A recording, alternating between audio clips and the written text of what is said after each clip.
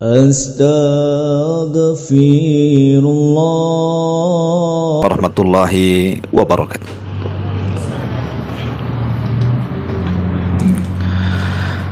Alhamdulillah wassalatu wassalamu ala Rasulillah wa ala alihi wa sahbihi wa mawalah wa la hawla wa la quwata illa billahi wa ba'du.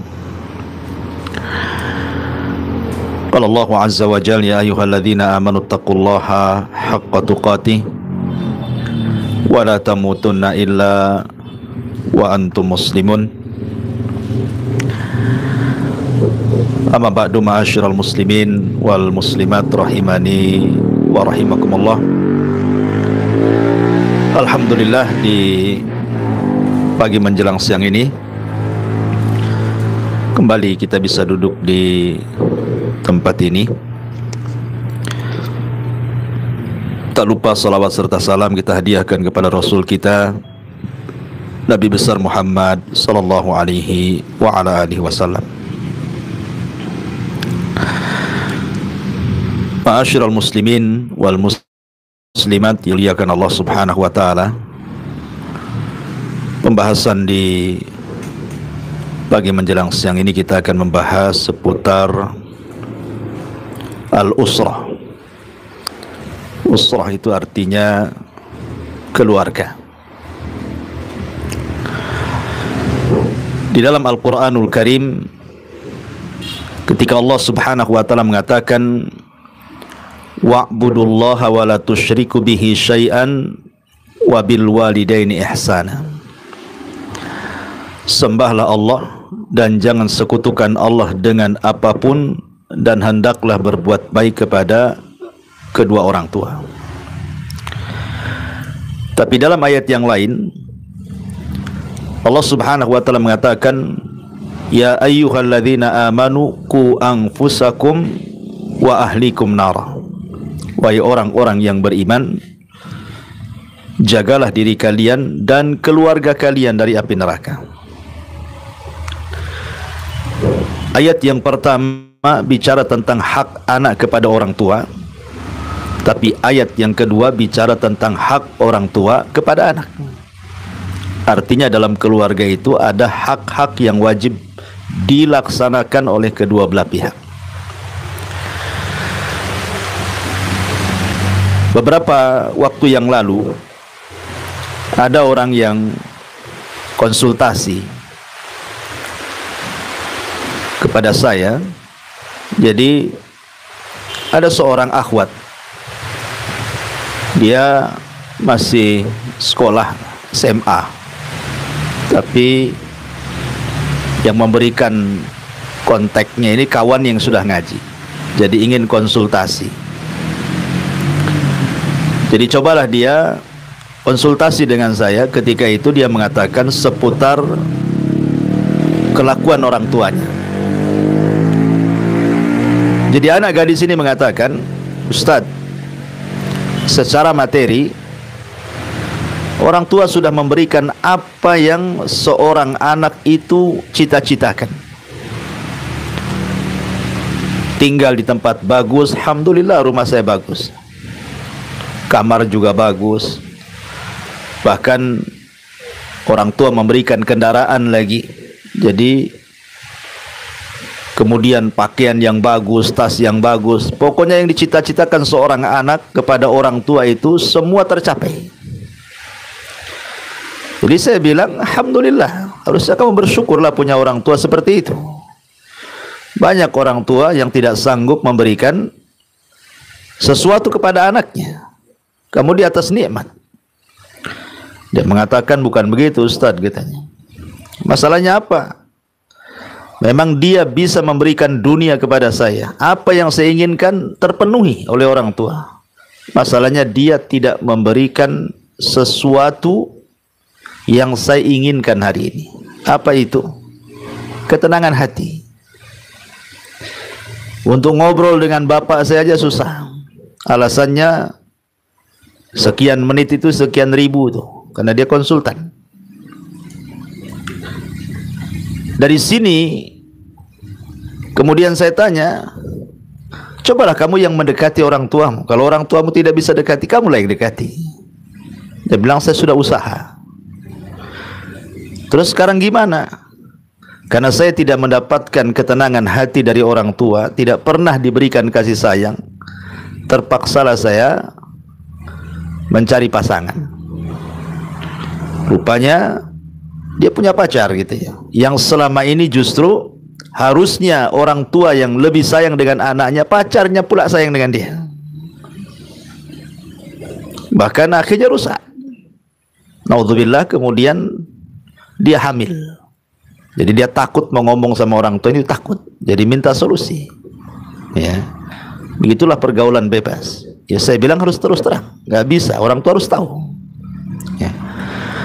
Tapi penggalan konsultasi ini kita bisa ambil benang merahnya. Artinya ketika anak itu tidak mendapatkan kasih sayang orang tua, akhirnya dia lari mencari kasih sayang orang lain kan.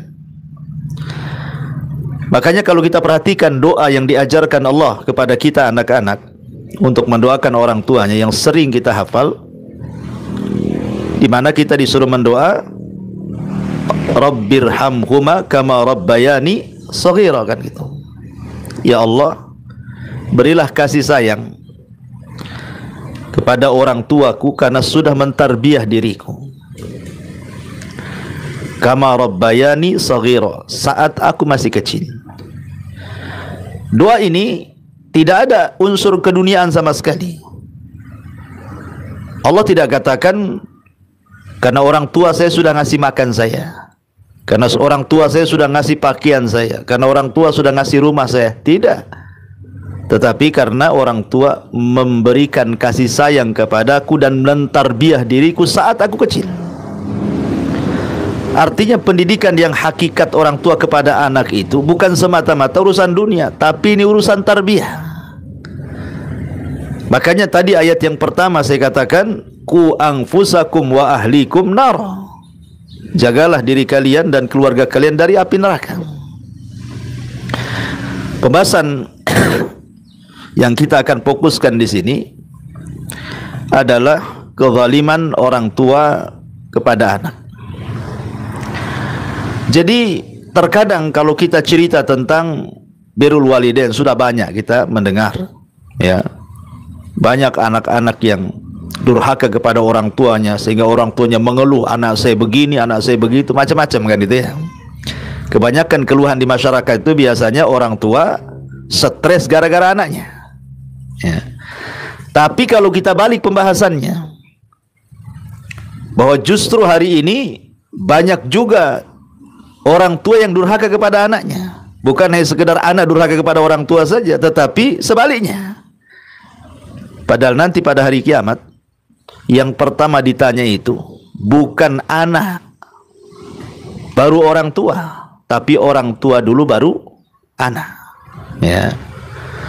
Kenapa demikian? Karena ada hadis yang mengatakan, kullu maulud yuladu alal fitrah. Setiap bayi yang dilahirkan itu terlahir Islam. Fitrah di sini artinya Islam.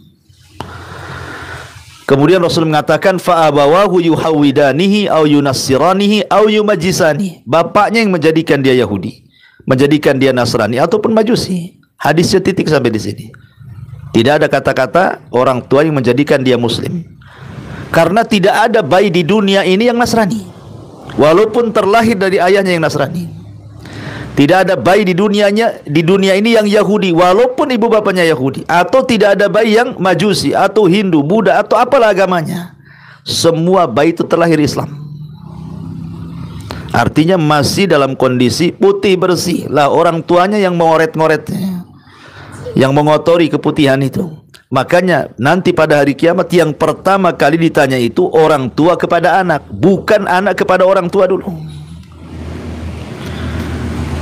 Perhatikan hadis Nabi SAW yang masyhur, yang kita sering dengar. Rasul mengatakan, kullukum ra'in wa kullukum mas'ul an ra'iyati. Kalian semua adalah pemimpin. Orang tua itu pemimpin bagi anak-anaknya, dan kalian akan ditanya. Artinya pertanyaan kelak pada hari kiamat, kita dulu sebagai orang tua, baru nanti anak yang ditanya, sudahkah kau berbakti kepada orang tuamu? Setelah orang tuanya baik, maka anak yang akan ditanya. Dari sini penting memahami persoalan ini. Ada satu kisah menarik. Walaupun kisah ini fihi nazar, ada beberapa kritikan para ulama, tapi masyhur kisah ini. Jadi di zaman Umar bin Khattab radhiyallahu an, ada seorang ayah mengeluh karena kenakalan anak-anaknya. Dan itu yang banyak terjadi hari ini kan. Banyak keluhan-keluhan orang tua gara-gara kurang ajar anaknya kan. Datang dia kepada Amirul Mukminin supaya anaknya dihukum. Dia mengatakan, "Ya Amirul Mukminin, saya itu punya anak durhaka kepadaku. Hukum dia," katanya. Akhirnya kemudian didatangkanlah dia dan anaknya. Kemudian anaknya ini mengatakan, "Ya Amirul Mukminin, sebelum kau menjatuhkan vonis hukuman kepadaku, berikan aku kesempatan bicara." Kata Umar bin Khattab radhiyallahu anhu, "Silakan bicara." Maka anaknya mengatakan, "Ya Amirul Mukminin, saya ingin tanya kepadamu, apa tanggung jawab orang tua kepada anak itu?" Maka Umar radhiyallahu an menyebutkan 3 perkara. Kewajiban orang tua kepada anak, pertama, mencarikan ibu terbaik untuk anak-anaknya. Cari wanita saleh, atau seorang wanita cari laki-laki yang saleh. Sebagaimana hadis Nabi SAW, "Fadfar biddatid din taribat yadak." Cari yang paling baik agamanya. Baik seorang wanita mencari pasangannya atau seorang laki-laki mencari pasangannya, cari yang baik agamanya. Carikan ibu bapak terbaik untuk anak-anaknya. 1. Kemudian yang kedua, kata Amirul Mukminin, berikan nama terbaik untuk anak-anaknya. Jangan kasih asal-asalan nama itu, karena nama itu mempengaruhi karakter orang. Makanya zaman dulu kan kalau orang desa ke kota, malu dia kalau kenalan itu. Pasti dia cari nama orang kota yang keren, diganti namanya. Lah dalam Islam juga nama ini mempengaruhi, karena bagian daripada doa. Nama bagi anak itu bagian daripada doa, karena setiap hari orang tua memanggil dia. Kan kita sehari-hari manggil anak kita, nama anak kita. Kalau anak kita baik, kita panggil sehari-hari itu nama yang baik itu akan jadi doa bagi dia. Ya Abdurrahim, pamannya kan. Berarti kita mendoakan supaya anak kita ini penyayang, rahim, kan itu. Ya Abdurrahman, ya Abdul Ghafur, dan begitu seterusnya, atau nama-nama para nabi. Ya Ibrahim, supaya akhlaknya seperti Nabi Ibrahim, kan itu ya kan. Hari-hari kita memanggil nama anak kita. Kalau seandainya anak kita namanya aneh-aneh gitu kan, sama aja dengan mendoakan yang aneh-aneh jadinya. Makanya kemudian kata Amirul Mukminin, carikan nama terbaik untuk anak-anaknya. Kemudian yang ketiga, wa yu'allimuhul Quran. Dan seorang tua harus mengajarkan anak-anaknya Al-Quran. Maksudnya ditarbiyah kepada agama. Jangan dijejeli dunia terus gitu ya. Harus diarahkan kepada agama. Ajarkan mereka Al-Quran, sunnah Nabi SAW. Akhirnya anak ini mengatakan, "Ya Amirul Mukminin, boleh saya bicara?" Kata Umar, "Silahkan." Pertama, kamu katakan bahwa kewajiban orang tua itu mencarikan orang tua terbaik untuk anaknya. Sementara ayahku yang mengadu kepadamu itu, tahu enggak ibuku? Ibuku adalah seorang budak majusi. Bapakku membeli ibuku di pasar dan dia beragama majusi, kemudian digauli, lahirlah aku," katanya. Berarti tidak mencarikan ibu terbaik kan gitu. Dia malah menggauli orang majusi. Ya. Yang kedua, bapakku tidak memberikan nama terbaik kepadaku. Aku diberikan nama Ju'lan. Ju'lan ini mungkin bahasa kitanya orang yang memakan kotoran. Ya, orang yang makan kotoran yang menjijikan itu disebut Ju'lan. Asal-asalan dia kasih nama aku, katanya. Ya. Kemudian yang ketiga, dia tidak pernah mentarbiyah diriku. Tidak pernah dia ngajari Quran sama saya. Tidak pernah dia mengarahkan ke agama. Tidak pernah sama sekali. Maka Umar radhiyallahu an langsung mengatakan kepada bapaknya ini yang mengadu kepada Amirul Mukminin Umar bin Khattab radhiyallahu an, "Faltafata Amirul Mukminin." Maka Amirul Mukminin pun kemudian melihat wajah laki-laki tersebut, orang tua tersebut, dan mengatakan, ajina ilayya tashku uquqa ibnataka wa qad aqaqtahu qabla an ya'uqqaka. Ya. Maka Umar mengatakan, apakah engkau hendak datang mengadukan sesuatu soal kedurhakaan anakmu kepadamu sementara kau yang sudah durhaka kepada anakmu? Kebalik kamu itu. Itu maksudnya ya. Saya kira kau mengadukan kedurhakaan anakmu kepada aku, rupanya engkau yang durhaka kepada dia. Maka Umar mengatakan, wa asa'ta ilaihi qabla an yasi'a ilaika. Kau berbuat jahat dulu kepadanya sebelum dia berbuat jahat kepadamu, katanya. Lihat dari sini, bahwa tidak semua kalimat durhaka itu mesti dari anak ke orang tua. Terkadang dari orang tua juga, kalau dia tidak mentarbiah anaknya, dia juga durhaka dengan anaknya. Makanya saya tertarik dengan perkataan Imam Ibnul Qayyim rahimahullah ta'ala mengatakan bahwa aktsaru fasadil abna minal aba. Kata Imam Ibnul Qayyim rahimahullah ta'ala, kebanyakan rusaknya anak-anak itu ditimbulkan karena orang tuanya. Banyaknya rusaknya anak itu karena yang merusak orang tuanya.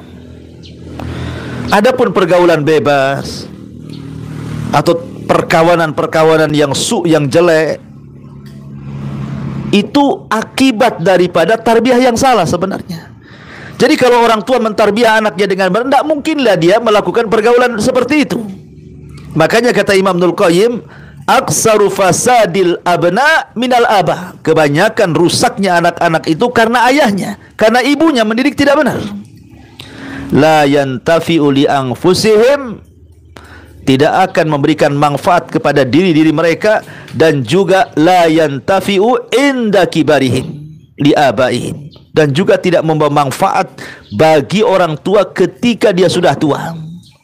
Kan keinginan orang tua itu kalau punya anak, kalau dia sudah tua ada yang merawat gitu maksudnya kan. Kalau orang awam kan begitu ya. Kalau kita sudah ngaji ya terserahlah kan.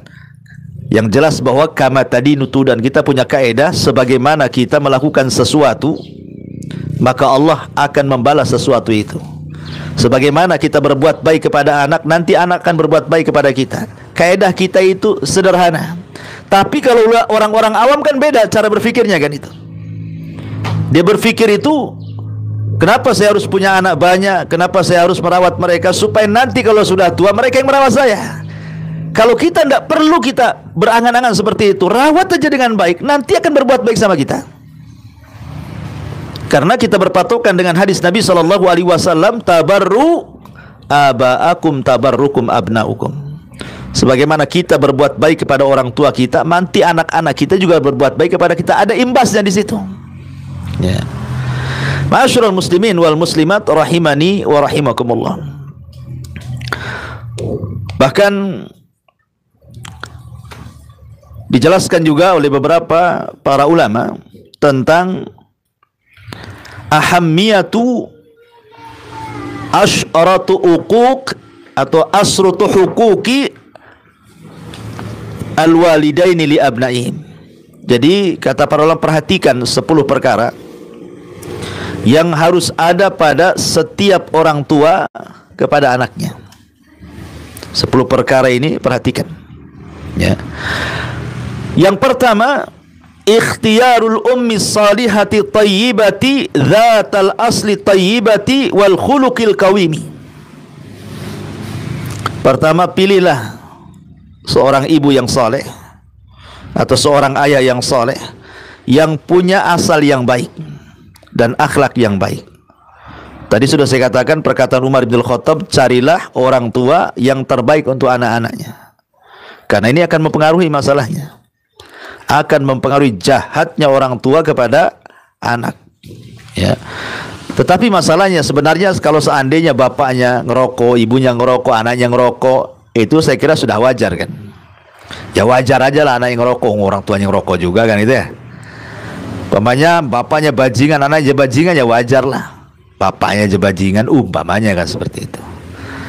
Justru yang mengherankan itu kalau bapaknya bajingan, anaknya pula ustadz. Itu ya agak heran kan itu ya. Orang tuanya tidak pakai jilbab, sobak-sobek, nggak jelas pakaiannya. Anaknya pula menutup aurat pakai cadar gitu ya. Bapaknya nggak sholat, anaknya pula rajin sholat. Itu yang buat heran sebenarnya. Kalau seandainya anaknya jahat, orang tuanya jahat, kita tidak heran. Ya memang tarbiyahnya seperti itu kan. Tetapi berapalah banyaknya orang tua yang jahat, anaknya yang baik itu? Berapa? Itu kan karena hidayah anak saja sebenarnya. Tidak banyak. Kebanyakan itu umumnya anak-anak itu ikut orang tuanya. Orang tuanya baik ikut baik, orang tuanya jahat ikut jahat. Itu umumnya manusia seperti itu. Sedikitlah ada orang tua yang jahat anaknya baik itu. Ya karena itu Allah memberikan hidayah kepada kita dan juga kepada anak-anak tersebut gitu. Jadi makanya dari situ kita harus mencari sebab. Salah satu sebabnya adalah ikhtiar tadi, mencari pasangan terbaik. Dan ini kita harus doktrin ibu-ibu yang punya anak perempuan gitu ya, atau punya anak laki-laki. Jadi sekarang sudah didoktrin anak-anak itu. Kalau cari pasangan, kalau cari istri atau cari suami, cari yang terbaik. Ya. Bukan terbaik itu secara dunia, tidak. Materi itu bisa dicari. Tetapi agama itu sulit dicari. Kemudian yang kedua, tarbiyatuhum tarbiyata imaniyah. Kewajiban kita orang tua itu memberikan tarbiyah imaniyah. Tarbiyah yang mendorong anak itu jadi takwa, ya, jadi takut kepada Allah Subhanahu wa taala. Dan jangan pernah bosan mentarbiyah anak itu walaupun anak kita anggaplah sudah nikah, sudah punya istri, punya suami, punya anak-anak. Tidak terputus kewajiban orang tua mentarbiyah mereka walaupun mereka sudah sama-sama tua. Mana kisahnya? Kisah Nabi Ibrahim. Ya. Ketika Ibrahim mendengar anaknya Nabi Allah Ismail menikah, dia pengen tahu karakter istrinya seperti apa, karena nggak pernah ketemu masalahnya. Berangkatlah Ibrahim dari Palestina ke Mekah, ke suku Jurhum tuh. Kemudian bertamu ke rumah Ismail. Ismail sedang nggak ada, sedang kerja. Ya. Sementara istrinya tidak tahu kalau itu mertuanya. Ibrahim berpura-pura dan tidak mengaku kalau dia bapaknya Ismail. Dia ingin memberikan ikhtibar ujian kepada istri Ismail yang pertama itu. Tiba-tiba setelah ditanya beberapa masalah, mengeluh dia. Mengeluh soal ekonomi, mengeluh soal dunia, dikeluhkan semuanya. Bahkan dia pun tidak punya akhlak yang baik. Dia tidak memberikan suguhan terbaik kepada tamunya, asal-asalan aja dikasih. Ya. Kemudian setelah melihat akhlak buruknya istrinya Ismail ini, Ibrahim berpesan kepada istrinya Ismail ini, nanti kalau Ismail datang katakan, ghayyir atabata babik. Kemudian pergi Ibrahim. Ya.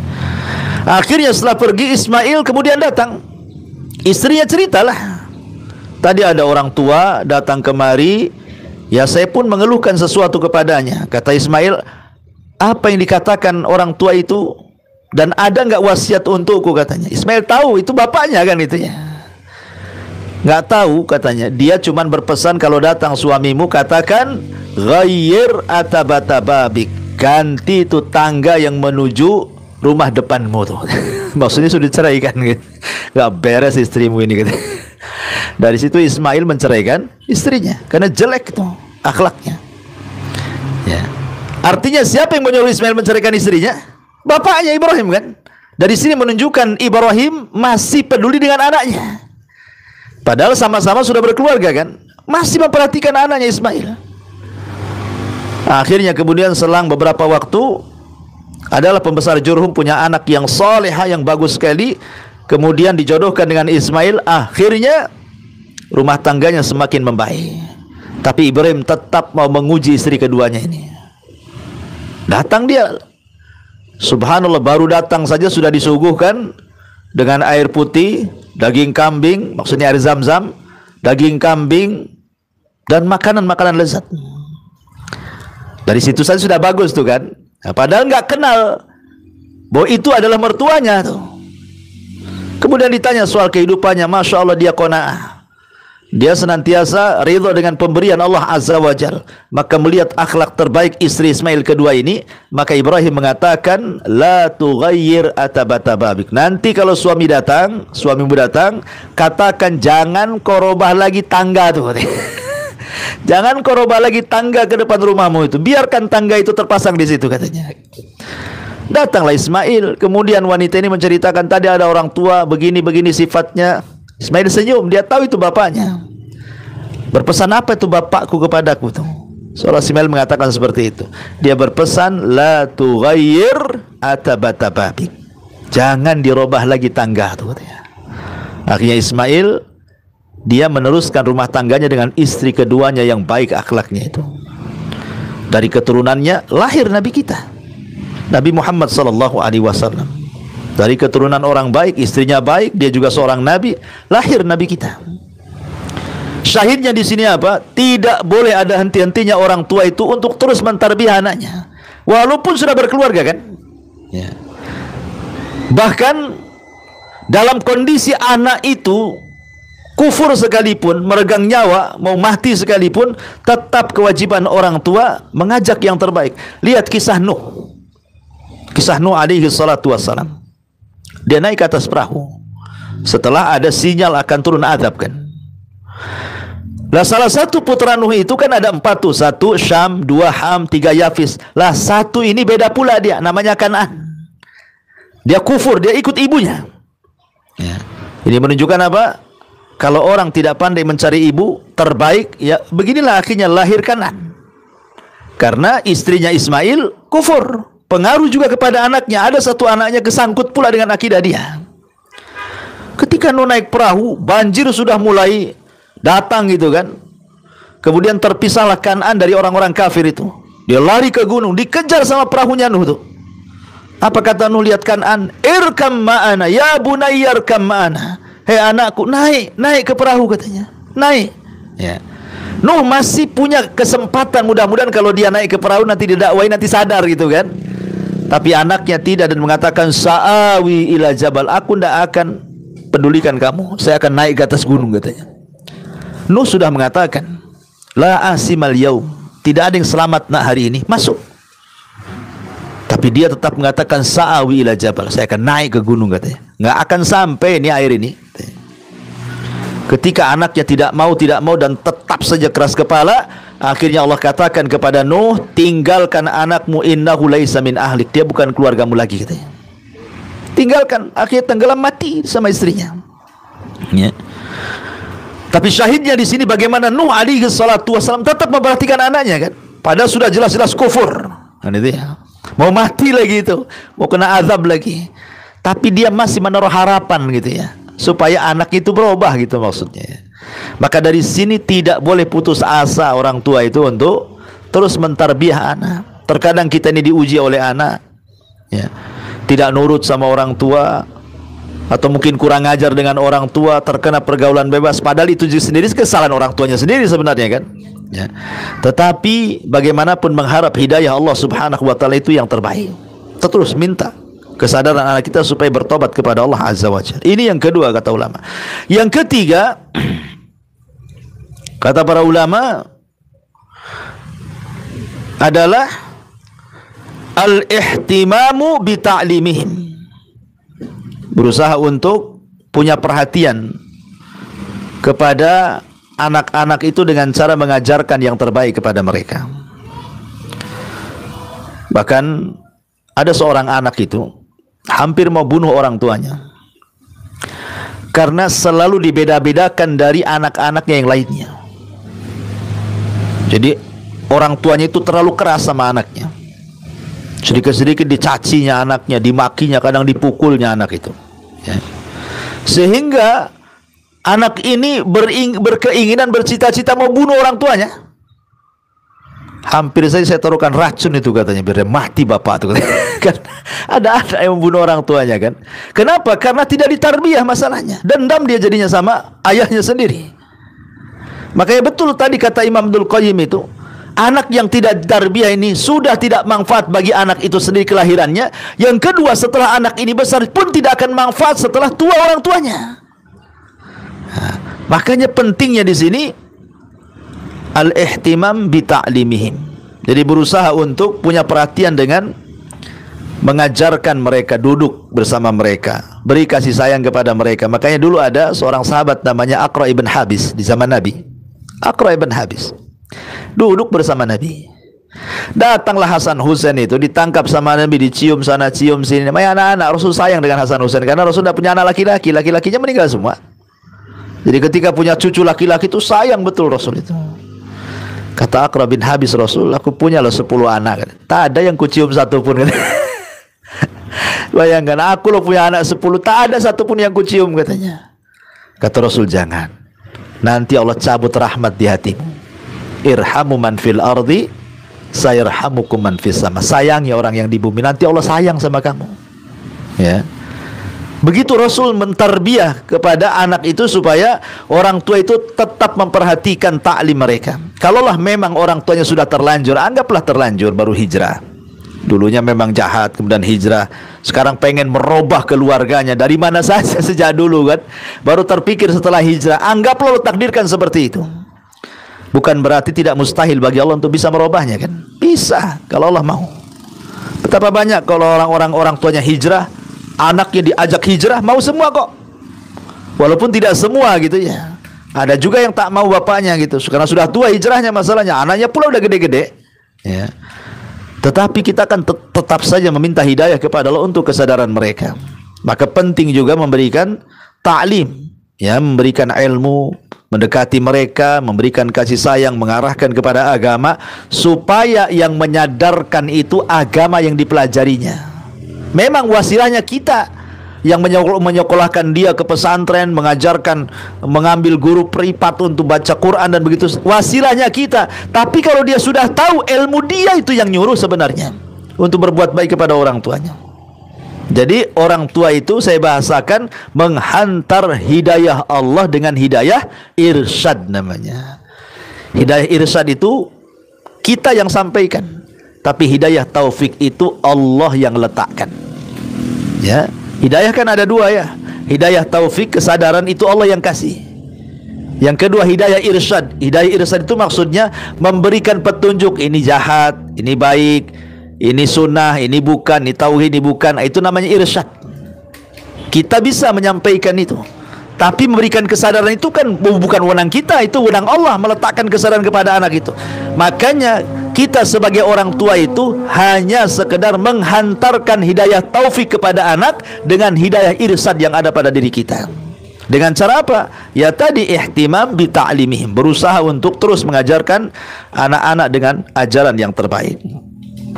Kemudian juga yang keempat, kata ulama, adalah memberikan ikhtiyarul ismil jamil. Tadi sudah saya jelaskan, memberikan nama yang terbaik kepada anak-anak. Jangan asal kasih nama saja. Ya, nama anaknya siapa? Hamimah, Ustaz. Tahu Hamimah? Hamimah itu neraka yang menyala-nyala, itu Hamimah artinya. Saya kira bagus itu, karena saya tidak tahu bahasa Arab, Ustaz, masalahnya. Itu kan bahasa Arab itu, ada di Quran tuh katanya. Ya, asal naruh saja, nggak bisa. Tidak semua yang ada di Quran itu baik mananya kan gitu. Masa kasih nama neraka gitu ya. Ya, jadi tetap ikhtiar nama. Makanya Rasul mengatakan, berikan nama-nama anak kalian dengan nama-nama terbaik, dan sebaik-baik nama kata Rasul Abdullah dan Abdurrahman. Kenapa Abdullah dan Abdurrahman itu nama terbaik bagi laki-laki? Karena Abdullah, abdun, dinasabkan kepada Allah, dan Allah itu adalah Tuhan kita. Semua sifat mengarah kepada lafaz Allah. Semua sifat itu mengarah ke lafaz Allah. Yang 99 nama itu mensifati Allah itu sendiri. Makanya nama terbaik Abdullah, kemudian Abdurrahman itu. Dan juga bisalah mengambil nama-nama para nabi, nama-nama orang soleh yang punya arti yang baik. Karena itu sekali lagi, nama itu bagian daripada doa. Kemudian yang keenam, al-musawatu bainahum fil atiyati. Tidak boleh membeda-bedakan, memberikan sesuatu orang tua kepada anaknya. Karena ini akan mendolimi anak satu dengan yang lainnya. Dulu di zaman Nabi ada sahabat namanya Nu'man ibn Bashir. Nu'man bin Bashir ini adalah sahabat Ansor pertama yang lahir pasca hijrah dari kalangan Ansor. Tapi kalau dari kalangan Muhajirin, Abdullah ibn Zubair, bayi yang lahir pertama pasca hijrah Nabi ke Madinah. Bashir ini punya anak banyak, tapi dia suka dengan Nu'man ini dibandingkan anak-anak dia yang lainnya. Sebenarnya kalau secara kecintaan sih tidak apa-apa, orang tua tidak adil itu tidak masalah. Pamannya orang tua lebih cinta kepada salah satu anaknya karena akhlaknya, karena dia cerdas agama, karena baik sama orang tuanya, karena lembut anaknya, tidak macam-macam, tidak melawan, sehingga kita lebih suka sama dia. Tidak adil dalam kecintaan tidak dicela, karena agama tidak pernah mengurus hati. Ya, agama itu tidak pernah mengurus hati. Makanya Nabi lebih cinta kepada Aisyah pun tidak dicela oleh Allah kan, dibandingkan istri-istri yang lain, karena agama tidak pernah mengurus hati. Ya. Maksudnya mengurus perasaan itu. Tetapi yang dimaksud adil kepada anak-anak ini bicara soal pemberian. Jadi Bashir ini mengadu kepada Nabi SAW karena dia disalahkan sama istrinya sudah memberikan lebih kepada Nu'man dibandingkan kepada anak yang lainnya. Apa dibolehkan seperti itu? Maka Rasul marah dan mengatakan kepada Bashir, engkau sudah berbuat zalim, katanya. Kau utamakan satu anak dan kau telantarkan anak yang lainnya. Kalau engkau memberi kepada Nu'man, beri juga yang lainnya. Kata Rasul, i'dilu fi auladikum, berbuat adilah kepada anak-anak kalian. Ya. Berbuat adil kepada anak-anak kalian. Dia tentu sesuai dengan kebutuhan. Sesuai dengan kebutuhan. Pamannya anak usia berapa, pamannya baru lahir 3 bulan, jangan pula diberikan lato-lato, kan tidak bisa main dia. Gitu. Jadi ya sesuai kebutuhan. Anak SMP kan beda kebutuhannya, SD beda kebutuhannya, TK beda kebutuhannya. Ya, tapi maksudnya sesuai, adil di sini meletakkan sesuatu pada tempatnya sesuai dengan kebutuhannya. Terkadang orang tua itu dalam bicara saja terkadang tidak adil dengan anak-anaknya. Dia lebih banyak bicara sama si A, sama si B jarang. Ngambeklah si B ini. Saya juga anak-anak kamu juga kan begitu. Karena dampaknya itu luar biasa. Contoh nih, Nabi Yusuf alaihi salatu wassalam kenapa sampai dicemplungkan ke sumur tuh? Kenapa coba? Karena hasutan ibunya. Ibu daripada istri Nabi Yakub yang lainnya menghasut anak-anaknya. Tuh lihat tuh, si Yusuf sama si Binyamin itu katanya lebih dicintai ayahnya. Ya, kamu juga anak-anak mereka, kalian sudah besar. Giliran dia menyuruh-nyuruh, kalian yang disuruh-suruh. Giliran sayang-sayangan Yusuf sama Binyamin yang disayang-sayang katanya. Akhirnya tertanamlah sifat hasad nih putra-putra Yakub yang 10 ini. Karena Yakub lebih mencintai keduanya. Nampak di hadapan saudara-saudaranya kan. Tetapi kalau seandainya ibunya tidak menghasut, tidak mungkin juga lah anaknya hasad kan. Karena ibunya yang menghasut. Akhirnya jadi, makanya ini penting seorang ibu itu paling cepat kalau mempengaruhi anak-anak itu orang tua sebenarnya. Mau positif mau negatif. Paling cepat ibu itu. Makanya hati-hati ibu kalau punya anak, jangan ngasih pengaruh, karena ibu itu paling cepat ditiru dibandingkan bapak. Bapak ini kan sibuk kerja, ketemunya malam saja kadang-kadang. Dia kan hari-hari sama ibunya. Ya. Nah dari situ juga ketika salah bertarbiyah saja akhirnya jadi masalah. Ya. Bahkan berapa banyak orang yang kemudian setelah orang tuanya besar meninggal rebutan waris pula kan itu. Kenapa? Karena tidak ditarbiyah tadi. Ya. Akhirnya gara-gara harta kemudian pecanggah, silaturahimnya hilang. Kan banyak tuh gara-gara urusan harta waris putus silaturahim kan. Waris ini kan urusan dunia. Ya. Urusan dunia waris ini, silaturahim ini urusan akhirat. Terkadang terputus silaturahim gara-gara urusan dunia kan aneh. Makanya saya nasihati, kalau hanya gara-gara urusan dunia, akhirnya kemudian orang tua marah dengan anaknya, anak marah kepada orang tuanya, saudara marah kepada saudara yang lain. Yang dikejar ini apa sebenarnya? Ya. Kita ini hidup wa ma khalaqtul jinna wal insa illa liya'budun. Jangan sampai urusan dunia di tengah-tengah keluarga menjadikan putus silaturahim. Ya. Karena yang terpenting itu adalah silaturahimnya. Dunia itu kan bisa dicari, tapi kelembutan hati itu Allah yang letakkan masalahnya. Sehebat apapun kita meletakkan kelembutan kepada orang, kalau Allah tidak lembutkan, gak akan lembut. Ya. Makanya Allah mengatakan, lau anfaqta ma fil ardi jami'an ma allafta baina qulubihim. Kalau kau infakkan semua yang ada di bumi untuk melembutkan hati orang, Allah tetap tidak akan kasih kelembutan. Kenapa? Walakinallaha allafa bainahum. Allah yang melembutkan hati orang. Ya, sebab kalau lembutnya karena dunia itu hanya sebatas saja. Contoh antum umpamanya sering dikasih, ya. Lama-lama suka dengan dia karena dikasih. Sekali dihentikan, lama-lama hilang juga. Paling tinggi, paling mengenang, gak enak, sudah berbuat baik sama saya. Paling tinggi seperti itu, mengenang kebaikannya saja kan. Ya, tapi kelembutannya kan hilang. Kalau kemudian yang menjadikan kelembutan itu dunia hilang pula lembutnya. Ma'asyiral muslimin yang dimuliakan Allah Azza wa Jalla, intinya bahwa jangan pernah berbuat tidak adil kepada anak-anak. Kemudian aunuhum ala husnil ikhtiyari fi zawaj. Para ulama juga mengatakan usahakan juga kalau memang orang tua bisa mencarikan jodoh terbaik kepada anak-anaknya, carikan. Umar bin Khattab radhiyallahu an ketika putrinya Hafsah itu kan suaminya meninggal dunia, mati syahid di peperangan. Maka Umar keliling mencarikan jodoh Hafsah. Dia datang kepada Abu Bakar, ditawarkan Abu Bakar nikah dengan Hafsah. Abu Bakar tak mau. Ya. Datang kepada Utsman, nikahilah anak saya Hafsah, katanya. Utsman tak mau. Ya. Pokoknya dikeliling tuh. Sampai akhirnya dia marah dengan Abu Bakar, gara-gara tak mau dia marah dia. Umar itu. Coba kan. Akhirnya datang ngadu kepada Rasulullah. Rasul, masa aku nawarkan Hafsah kepada Abu Bakar, dia tak ada jawaban, katanya. Ngomonglah apa alasan yang jelas kan itu. Aku datang kepada Utsman, masihlah Utsman kasih jawaban, masih lembut lihat dia. Aku pahamilah jawabannya. Ini Abu Bakar ini mana tak mau ada jawaban nih. Kemudian kata Nabi SAW, begini wahai Umar, Hafsah dia akan mendapatkan suami yang jauh lebih baik dibandingkan Utsman. Kan?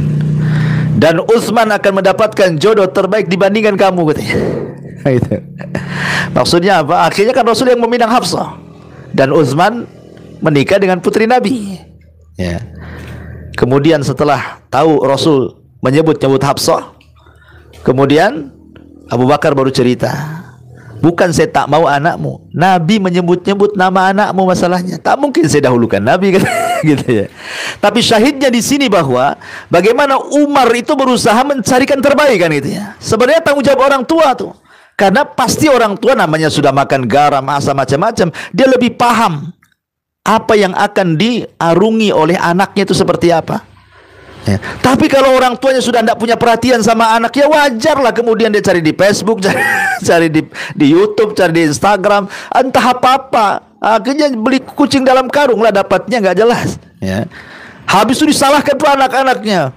Bodoh kok katanya. Padahal orang tuanya nggak nyarikan, anaknya sendiri bodoh-bodohkan sama orang tuanya.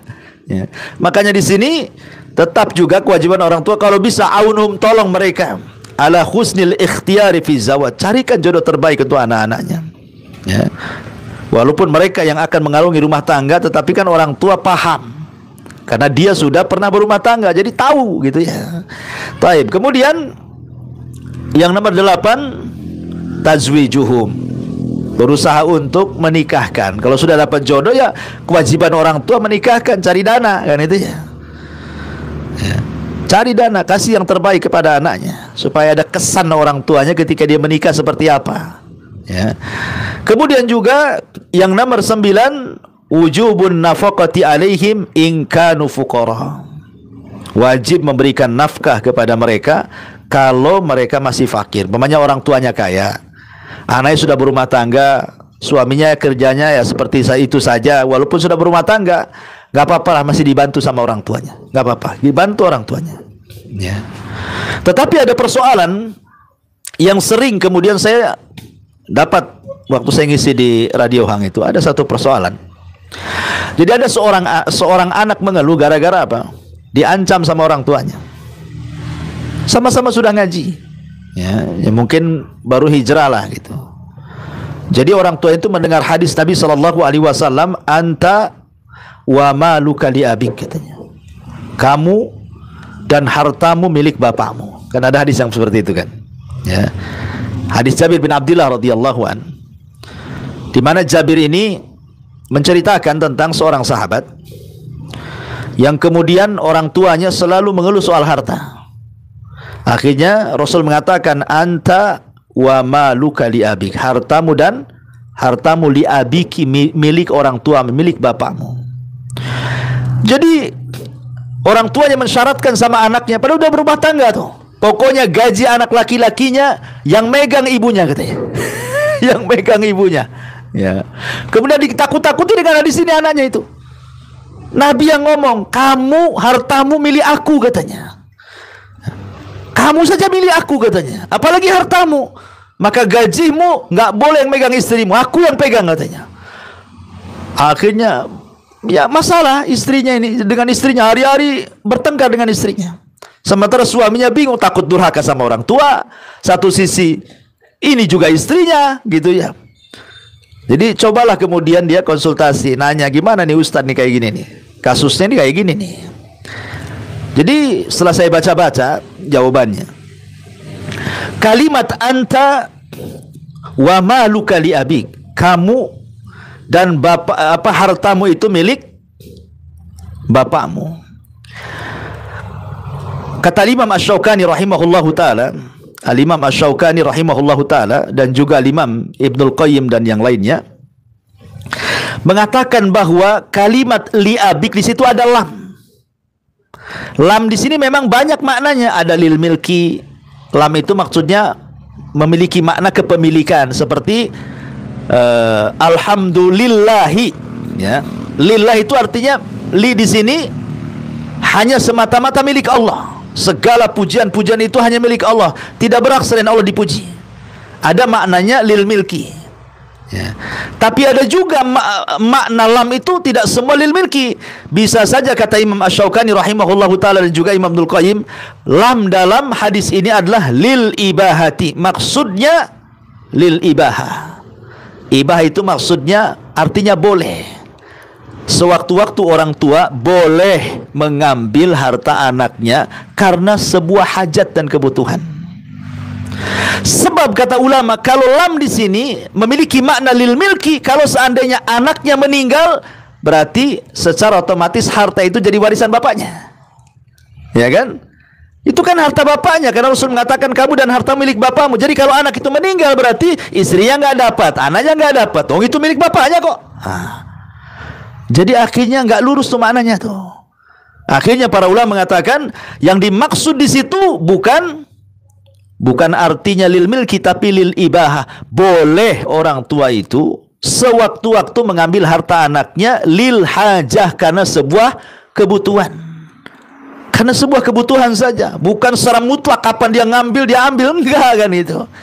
Mungkin orang tuanya pengen handphone supaya bisa komunikasi, nggak punya duit, minta sama anaknya kan itu ya. Ataupun umpamanya orang tuanya pengen apa gitu ya, ya sebut namanya kebutuhan, kan tidak setiap hari kebutuhan itu kan. Mungkin pengen beli sarung untuk sholat, pengen beli baju yang bagus kalau lebaran, ya kan sewaktu-waktu. Jadi jangan dipahami lam di situ, walaupun riwayatnya memang sahih, bukan berarti bukan sewaktu-waktu harus diambil kekayaannya, bukan begitu. Ya, ma'asyiral muslimat, yang muslimin wal muslimat rahimani wa rahimakumullah. Karena ulama itu ada juga yang kemudian memberikan syarat. Jadi ada syarat yang harus dipenuhi kapan orang tua itu boleh mengambil harta anaknya. Satu, kata ulama itu, orang tua boleh mengambil harta anaknya itu pertama yang bukan kebutuhan anaknya. Umpamanya anaknya punya mobil, kebutuhan dia Dia dari rumah ke kantor pakai mobil itu, atau motor dari rumah ke tempat pekerjaan itu motor satu-satunya. Kalau itu hajat anak ya jangan diambil. Jangan pula berdalil kamu dan hartamu milik aku. Motormu saya ambil. Nanti jalan kaki dia. Kan masalah jadinya ya. Jadi bukan hal yang sifatnya kebutuhan untuk bekerja dia, tak boleh. Ya. Kemudian yang kedua, jangan mengambil harta yang bisa memadaratkan dia. Memadaratkan dia. Contoh umpamanya jilbab, ya kan? Di anaknya yang perempuan cuma punya satu jilbab, diambil, akhirnya dia telanjang kan gitu, nampak aurat kan gitu, memadaratkan anaknya. Pokoknya apapun yang memadaratkan, kalau seandainya diminta, jangan. Itu tidak boleh. Apapun, bukan ini contoh kecil saja, ringan itu. Yang memadaratkan jangan diambil, tidak boleh. Kemudian yang ketiga tadi lil hajah, karena sebuah kebutuhan saja, bukan secara mutlak. Pokoknya kapan orang tuanya mau uang, langsung ambil uangmu di ATM. Bapakmu nih butuh nih. Tidak seperti itu. Jadi di sini tidak benar pemahamannya bahwa karena hadis itu kamu dan harta memilih bapakmu, sehingga rekening anaknya pegang bapaknya. Stres lah, sini mau belanja, asih minta sama bapaknya. Gitu kan. Maka ini juga diluruskan pemahaman yang seperti ini. Kemudian yang nomor 10, ad-du'a ulahum. Berusaha untuk mendoakan mereka. Ya. Orang tua itu kewajibannya mendoakan anaknya. Makanya Rasul mengatakan la tad'u ala anfusikum wa la tad'u ala auladikum wa la tad'u ala amwalikum wa la tuwafikum minallahi sa'atan yus'alu fiha ata fayustajabu lakum. Jangan mendoakan jelek kepada diri kalian, jangan mendoakan jelek kepada anak-anak kalian, jangan mendoakan jelek kepada harta-harta kalian. Kenapa? Karena kalau dia mendoakan keburukan, tepat diaminkan para malaikat, maka itu bisa menjadi sebuah kenyataan. Diijabah doanya. Ya, makanya sering saya katakan sama antum kisah tentang Imam Masjidil Haram kan. Sudes, ma'ruf. Siapa yang tidak kenal Sudes? Ya. Imam Sudes, Imam Masjidil Haram. Imam favorit satu dunia ya, ditirukan suaranya oleh imam masjid itu, Imam Sudes itu. Salah satu biografinya dijelaskan. Namanya Imam Sudes juga manusia, pernah melewati masa-masa remaja, masa-masa nakal kan itu ya. Tapi ibunya selalu tafaul. Pentingnya tafaulnya. Tafaul artinya jangan sekali-kali melontarkan kalimat jelek kepada anak, itu maksudnya. Itu disebut tafaul. Semarah apapun orang tua sama anak itu, jangan melontarkan kalimat-kalimat jelek, apalagi doa-doa jelek, tidak boleh. Anggaplah anaknya salah, ya. Betul-betul anaknya kurang ngajar, kalau bisa jangan. Sehingga ibunya Imam Sudes ini selalu mengatakan kepada Sudes ini, kalau lagi nakal-nakalnya, kalau sudah hancur hatinya ibunya gara-gara kenakalan Sudes, dia cuma satu kalimat dia. Kalau dia ngomong lagi nakal untuk meluapkan emosi itu, idhab ilal haram, ya, fajaluhu imaman katanya. Kau daripada nakal gini, kau pergi ke haram, Allah jadikan kau imam di sana katanya. Itu saja kata-katanya. Besoknya nakal lagi, kelahi lagi, marah lagi, itu lagi diucapkan. Pergilah kau ke haram, kau jadi imam di sana katanya. Nggak ada kata-kata, cuman itu saja ibunya ngomong gitu. Akhirnya Allah takdirkan, jadilah dia imam. Siapa yang tidak kenal Imam Sudes? Satu dunia orang kenal. Kan enak bu, kalau anaknya nakal pergi ke Jabal Uhud, gantikan Abu Merah tuh. Lama-lama betul pula gantiin saja. Kan? Tapi kan maksudnya jangan pernah mendoakan keburukan. Jangan. Ya, namanya manusia itu kadang salah. Mungkin anaknya salah, mengambil sikap dia salah, atau apa salah. Tidak bisa kan langsung kemudian dicela, di ini tidak bisa. Kalau bisa tafaul. Marah itu boleh karena kesalahan anak, tapi mendoakan buruk itu tidak boleh. Apalagi sampai meluapkan dengan kata-kata binatang, na'udzubillah. Apalagi sampai kemudian dengan doa-doa kecelakaan. Lebih baik mati aja. Nah, kalau kau tahu akan durhaka waktu bayi udah keceki kamu itu kan, ada tuh yang gitu tuh. Saking marahnya sama orang tua, kalau tahu kau durhaka kayak gini, biar ku injek saya waktu bayi. Sekarang mau diinjek ngelawan, tak berani orang tua. Kan itu ya. Saking ada anak yang durhaka seperti itu. Ya, ingat bahwa yang memutar balikan hati kita itu Allah. Maka mudah-mudahan dengan doa yang terbaik itulah Allah tidak mustahil merubah hati anak yang jahat itu jadi baik. Tidak mustahil bagi Allah. Banyak kok peristiwa-peristiwanya. Anak yang tadinya durhaka jadi penyayang dengan orang tuanya. Taib, ma'asyiral muslimin wal muslimat rahimani wa rahimakumullah. Inilah di antara nasihat para ulama, intinya bahwa jangan sekedar orang tua itu menuntut anaknya baik, anaknya harus baik gitu, tapi juga anak juga menuntut orang tuanya juga memberikan tarbiyah kebaikan kepada anaknya. Balance jadinya keluarga itu kan ya, jangan sampai berat sebelah. Kebanyakan kita ini terkadang orang tuanya yang banyak menuntut anak, sementara tuntutan anak kepada orang tua maksudnya dalam tarbiyah itu tidak pernah dilakukan. Makanya terjadilah hukum karma. Ketika orang tua tidak sayang dengan anaknya, ketika orang tuanya sudah besar, sudah tua, butuh kasih sayang anak, anaknya tak sayang. Kan banyak kejadian itu. Buat apa saya sayangi bapak saya? Matilah lebih baik katanya. Saya aja nggak pernah dirawat katanya. Telantarkan, nggak jelas, nggak disekolahkan, sekolah putus, macam-macam. Karena saya itu pernah ada orang, alhamdulillah sudah hijrah si anak tuh ya.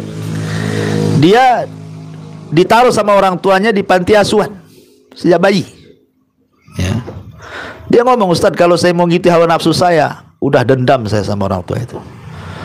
Apalagi saya melihat kawan-kawan walaupun sama-sama di panti asuhan, tapi sebagian mereka itu bukan dibuang kayak saya katanya. Dihantarkan baik-baik sama orang tuanya. Kadang-kadang datang orang tuanya jenguk. Saya ini kayak pecah hati saya ya. Sudah dilempar ke panti asuhan, tak pula pernah datang gitu ya. Akhirnya dia bersumpah tuh, nggak mau lagi ketemu. Malah doanya yang jelek-jelek akhirnya kan. Alhamdulillah Allah takdirkan orang ini hijrah ya. Baru dia mau ada komunikasi dengan bapaknya, dengan ibunya ya. Sampai ketika menikah juga, padahal dia perempuan, menikah wali hakim, tidak mau dia, padahal orang tuanya. Udah saya ingatkan, tidak bisa kayak gitu ya. Tapi kan Pak Kua mau menikahkan ya, terserahlah Pak Kua saya bilang. Terserah Pak Kua lah saya bilang kan. Tapi yang jelas bahwa kan tidak seperti itu. Karena berbuat baik kepada orang tua itu bukan seperti pandangan pedagang ke pedagang ya. Apa pandangan pedagang ke pedagang? Kalau ada untung mau gabung, kalau tak ada untung ngapain saya gabung? Itulah pedagang ya. Pandangan anak kepada orang tua itu bukan pandangan pedagang ke pedagang. Perintah berbuat baik anak kepada orang tua itu dari Allah. Mau orang tuanya jahat, mau orang tuanya baik, Allah yang perintahkan birrul walidain. Nggak ada urusan dengan orang tua. Pokoknya saya harus berbuat baik. Orang tua mau saya mau kayak apa terserah dia kan itu. Karena saya berbuat baik kepada orang tua bukan karena orang tua, tetapi karena Allah. Itu maksudnya. Jadi bukan karena barter. Kalau orang tua baik, saya baik. Kalau dia jahat, ngapain saya baik gitu. Bukan begitu ya. Perintah berbuat baik itu karena Allah. Sama juga ketika orang tua mentarbiyah anak ya. Bukan kalau anak saya baik, bukan begitu ya. Ini sudah kewajiban bahwa Allah mengatakan ku anfusakum wa ahlikum naro. Soal anak itu mau jadi apa terserah. Kewajiban saya merawat dia, mentarbiyah dia, mengarahkan dia ke agama. Soal nanti sudah besar terpaksa. Karena banyak orang tua yang kecewa ketika mentarbiyah anak bukan karena Allah. Tidak sesuai dengan keinginannya. Maunya anak jadi polisi, jadi satpam pula kan nggak balance tuh. Gitu ya. Maunya jadi anak pengusaha, jadi karyawan pula. Nah, itu karena niatnya bukan karena Allah. Wallahu alam. Ini di antara nasihat-nasihat yang disebutkan para ulama soal kezaliman seorang orang tua kepada anaknya. Taib, sampai di sini kita buat tanya jawab, silahkan kalau ada yang mau bertanya.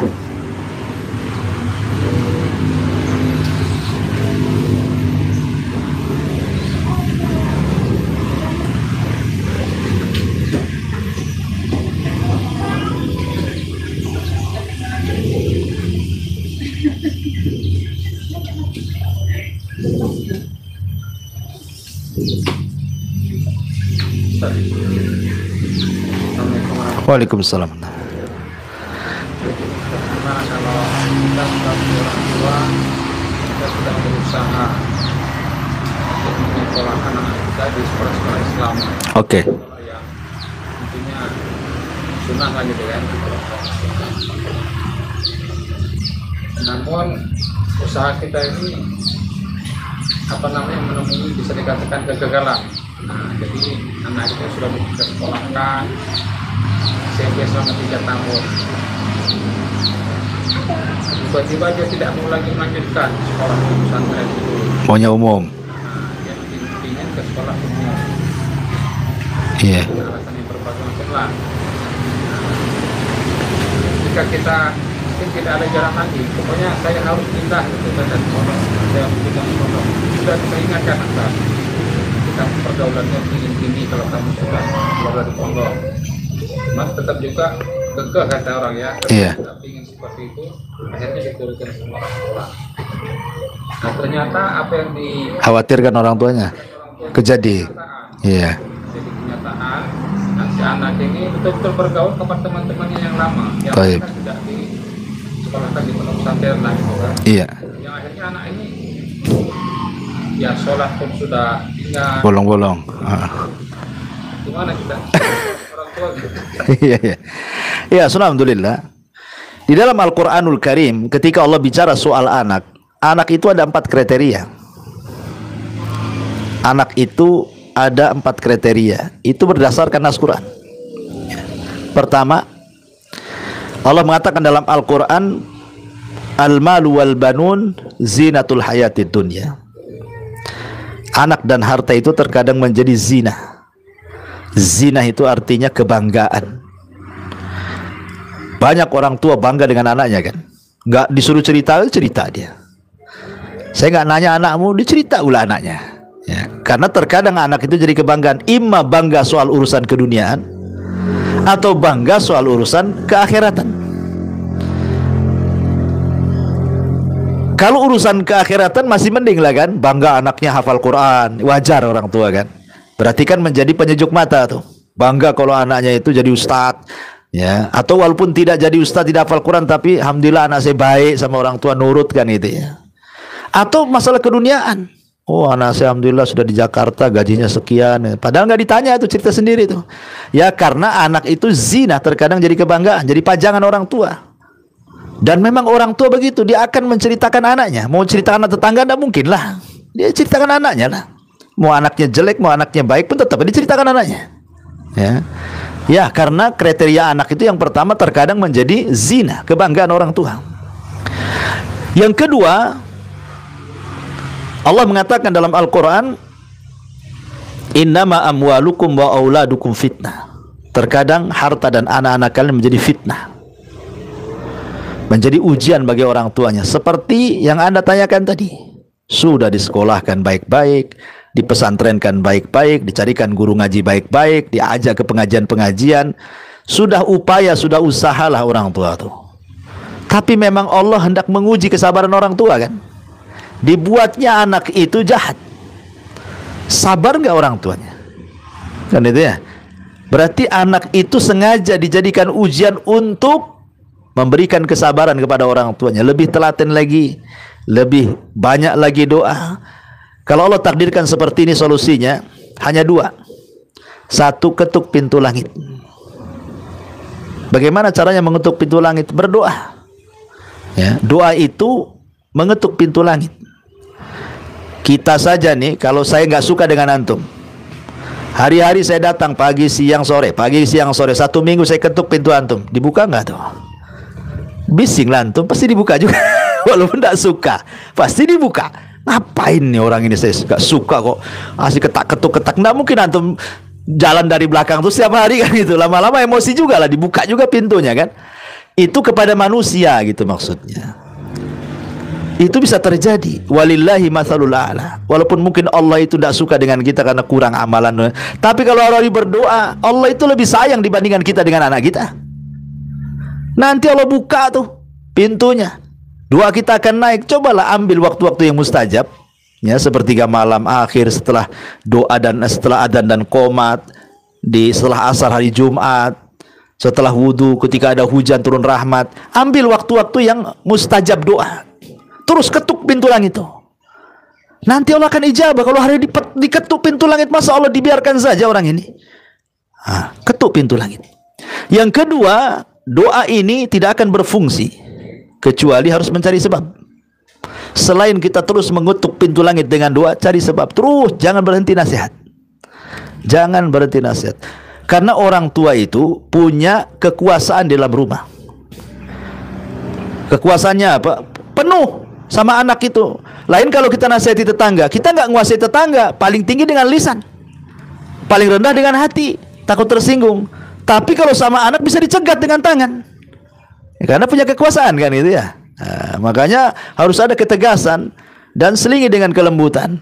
Memberi nasihat kepada anak, jangan waktu dia sedang berbuat maksiat. Terkadang habis maksiat memangnya kita nasihati, sama-sama keras jadi dia. Artinya pandai-pandailah orang tua memilih ketika anak itu, karena hati orang itu kan kata perlama iqbal wa idbar. Kadang-kadang nerima nasihat, kadang-kadang tidak. Sama lah kita rasakan kan. Kadang-kadang waktunya enak kita dengar kajian itu, kadang-kadang waktunya malas kita ngaji.